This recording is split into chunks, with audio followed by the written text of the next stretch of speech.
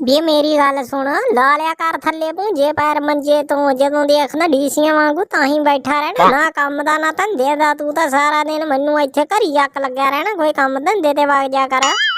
ਉਹ ਕਿਉਂ ਲੜਦੀ ਰਹਿਣੀ ਆ ਮੇਰੇ ਨਾਲ? ਮੇਰੀ ਗੱਲ ਸੁਣ, ਮੇਰੇ ਸਾਗੜੇ ਦੇ ਪਾਪੇ ਨੇ ਇੰਨੇ ਪੈਸੇ ਕਮਾ ਕੇ ਦਿੱਤੇ ਨੇ, ਉਹ ਆਪਾਂ ਨੂੰ ਖਰਚਾਉਣ ਨੂੰ ਕਮਾ ਕੇ ਦੇ ਕੇ ਗਿਆ ਗਾ। ਇੰਨੇ ਲੱਖਾਂ ਰੁਪਇਆ ਕਮਾ ਕੇ ਦੇ ਗਿਆ, ਕਰੋੜਾਂ ਵੀ ਪਿਆ ਗਾ। ਤੂੰ ਆਪਣਾ ਮੇਰੀ ਗੱਲ ਸੁਣ ਲੈ, ਤੂੰ ਐਵੇਂ ਨਾ ਮੈਨੂੰ ਕੰਮ ਜੇ ਕਰਿਆ ਕਰ। ਨਾਲੇ ਮੇਰੀ ਗੱਲ ਸੁਣ, ਮੈਂ ਹੁਣ ਕਿਹੜਾ ਕੰਮ ਕਰਦਾ ਸੋਹਣਾ ਲੱਗਦਾ?